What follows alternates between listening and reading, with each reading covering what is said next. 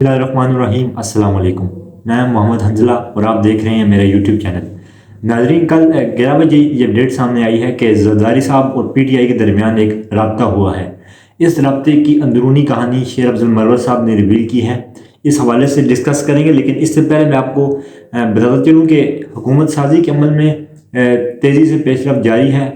और पीटीआई के जो जितने भी आज़ाद उम्मीदवार हैं, ऐसा लग रहा है कि वो अगर असम्बली में जाते हैं तो अब ओपोजिशन में जाएंगे। और इसी ओपोजिशन लीडर के हवाले से मुख्तलिफ नामों पर पाकिस्तान तहरीक इंसाफ की सेंट्रल बॉडी उन पर गौर कर रही है और इजलास के बाद वो भी जल्द ओपोजिशन लीडर का नाम सामने आ जाएगा। अब नंबर गेम में पाकिस्तान तहरीक इंसाफ पीछे है, लेकिन इसके बावजूद पाकिस्तान तहरीक इंसाफ वज़ीर आज़म के नाम के लिए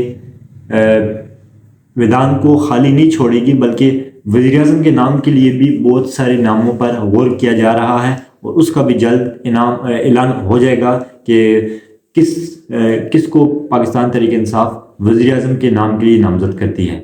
बज़ाहिर तो ये लग रहा है कि ऐसा होता हुआ नज़र नहीं आ रहा कि पाकिस्तान तहरीक इंसाफ को कोई मेंबर वज़ीर आज़म बनेगा, क्योंकि वो नंबर गेम में पीछे है, लेकिन वो मैदान को खाली छोड़ना नहीं चाहते। उस पर भी वो अपना उम्मीदवार खड़ा करना चाहते हैं वज़ीर आज़म के नाम के लिए। अब शेर अफजल मरवत साहब ने आज ये प्रेस कॉन्फ्रेंस करते हुए इस चीज़ का दावा किया है कि जरदारी साहब ने पाकिस्तान तहरीक इंसाफ के साथ रब्ता करने की कोशिश की है और ये रब्ता डायरेक्टली जरदारी साहब या पाकिस्तान तहरीक इंसाफ के किसी मेंबर के साथ नहीं हुआ, बल्कि इसमें थर्ड मैन या मिडल मैन इन्वॉल्व है। उनके ज़रिए जरदारी साहब ने पाकिस्तान तहरीक इंसाफ को ये पैगाम भेजा है कि अब भी उनकी पहली तरजीह जो है वो पाकिस्तान तहरीक इंसाफ है। अगर पाकिस्तान तहरीक इंसाफ ये चाहती है कि वो हुकूमत बनाए तो हम उनके साथ अलाइंस कर सकते हैं।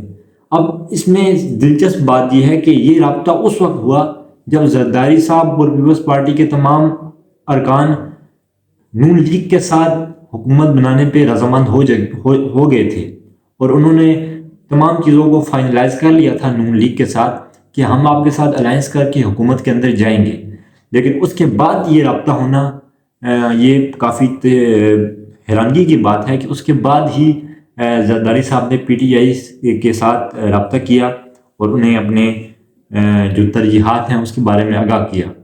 अब पीटीआई करने क्या जा रही है, इस बारे में भी शेर अफजल मरवत साहब ने अपनी प्रेस कॉन्फ्रेंस के अंदर जिक्र किया कि अब वो ये तमाम अपडेट्स अवेलेबल जो पाकिस्तान तहरीक इंसाफ के कायदीन हैं, यानी कि बैरिस्टर गौहर अली ख़ान साहब और असद कैसर साहब और बाकी जितने भी अवेलेबल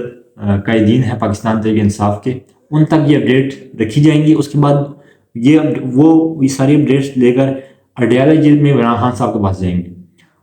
हालांकि इमरान खान साहब पहले भी कल जो उनका बयान आया है अडयाला जेल के अंदर से, उसमें वो ये क्लियर एंड कट कह चुके हैं कि 3 जमातों के साथ हम अलायंस कभी नहीं कर सकते, जिनमें नून लीग का उन्होंने नाम लिया, पीपल्स पार्टी का नाम लिया और MQM का नाम लिया। लेकिन फिर भी वो दोबारा इन तमाम अपडेट्स को इमरान खान साहब के पास लेके जाएंगे कि अभी तक सिग्नल रिसीव हो रहे हैं जरदारी साहब से कि वो हमारे साथ या पीटीआई के आज़ाद अरकान के साथ अलायंस करना चाहते हैं, उनकी तरजीहात यही हैं। अब बहुत सारे लोगों के जहनों में ये क्वेश्चन डेवलप होता है, क्वेश्चन अराइज करता है कि क्या वजह है कि पीपल्स पार्टी के साथ इमरान खान साहब अलायंस नहीं करना चाहते। तो इसकी मेन वजह इमरान खान साहब ने कल भी बयान की कि अगर तो वो पीपल्स पार्टी के साथ अलायंस कर लेते हैं और हुकूमत बना देते हैं तो ये अवामी मैंडेट की नफ़ी होगी। वो इस तरह से, क्योंकि इमरान खान साहब पहले भी ये दावा कर चुके हैं, उन्होंने ये बात कह दी है कि हमें वाज़े 2/3 अक्सरियत हासिल हो चुकी थी। अगर तो ये इलेक्शन फ्री एंड फेयर होता और इसमें नताइज को ना बदला जाता और अवामी राय का एहतराम किया जाता तो हम पीटीआई 2/3 अक्सरियत हासिल कर चुकी थी। तो अब अगर वो पीपल्स पार्टी के साथ अलायंस करने पे राज़ी हो जाते हैं तो अपने खुद दावे से पीछे हो जाएंगे کہ ہمیں 2/3 اکثریت حاصل نہیں ہوئی، اس وجہ سے ہمیں کسی پارٹی کے ساتھ جا کے الائنس کرنا پڑ رہا ہے اور حکومت کی طرف حکومت کی طرف الائنس کر کے ہم جائیں گے۔ تو یہی وجہ ہے کہ وہ عوامی مینڈیٹ کا احترام کرتے ہوئے پیپلز پارٹی کے ساتھ الائنس نہیں کر رہے، کیونکہ وہ جانتے ہیں کہ جس طریقے سے گراؤنڈ ریالٹی کو اگر دیکھا جائے تو پیپلز پارٹی کے جو ووٹرز تھے، ان کے سپورٹرز تھے، انہوں نے ووٹ جو کاسٹ کیے، وہ واضح یہ لگ رہا تھا کہ پی ٹی آئی 2/3 اکثریت حاصل کر جائے گی۔ تو یہ وجہ تھی کہ انہوں نے پیپلز پارٹی کے ساتھ بھی الائنس کرنے سے انہوں نے منع کیا۔ اب اسی دوران اب ایک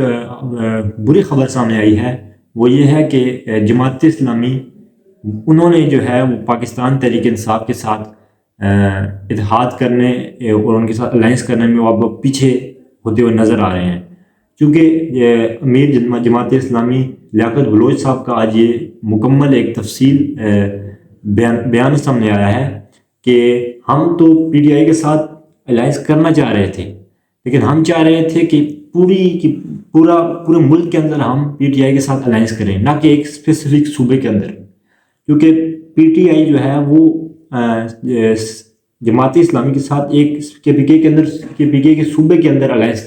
کرنے جا رہی تھی، اور باقی جتنے بھی صوبے ہیں ان کے اس میں وہ مجلس وحدت المسلمین کے ساتھ الائنس کرنے جا رہی تھی۔ تو جماعت اسلامی یہ چاہتی ہے کہ وہ نہ صرف ایک صوبے کے اندر بلکہ پورے ملک کے اندر وہ جماعت اسلامی کے ساتھ اتحاد کرے اور اتحاد ہو کے آگے مزید جتنے بھی پروسیس ہے وہ کیا جا سکے۔ تو اس حوالے سے انہوں نے یہ لیاقت بلوچ صاحب نے یہ کہا ہے کہ اگر وہ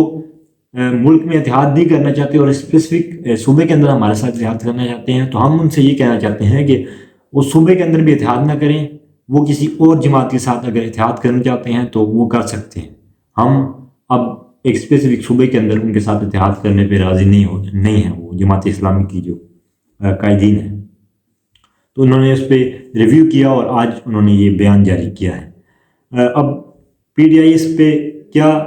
رسپانس کرتی ہے؟ اگر دیکھا جائے تو پی ٹی آئی کو اس وقت اس طریقے سے